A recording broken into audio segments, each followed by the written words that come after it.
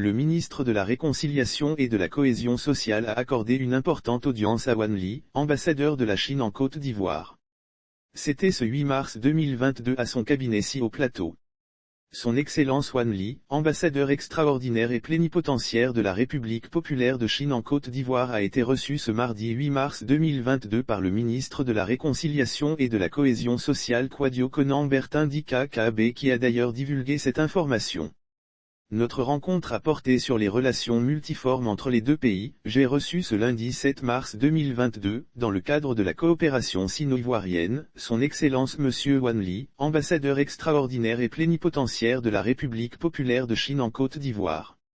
Notre rencontre a porté sur les relations multiformes entre les deux pays dans différents domaines tels que le plan éducatif, culturel et économique, lit-on sur la page officielle du ministre KKB. Lire aussi Réconciliation nationale, le ministre Kwadwo Konan Bertin engage les centrales syndicales selon l'ancien député de Port-Bouët. Cette rencontre entre dans la vision du Alassane Ouattara, président de la République de Côte d'Ivoire, qui souhaite voir la coopération entre la Côte d'Ivoire et la Chine se consolider et se renforcer davantage.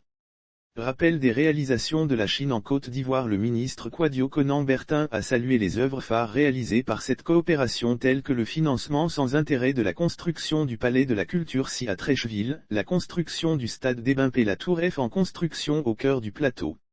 L'ambassadeur chinois invité à Bokanda pour la célébration de Pakinou 2022, j'ai aussi souhaité que son Excellence Monsieur Wan Li apporte sa pierre dans la mise en place de l'organisation du dialogue intercommunautaire dans les 31 régions de la Côte d'Ivoire et la déconcentration des services du ministère en régions, départements et communautés rurales. J'ai par ailleurs invité l'ambassadeur Wan Li à Bokanda pour la célébration de Pakinou 2022, a conclu le ministre Kwadwo Konan Bertin.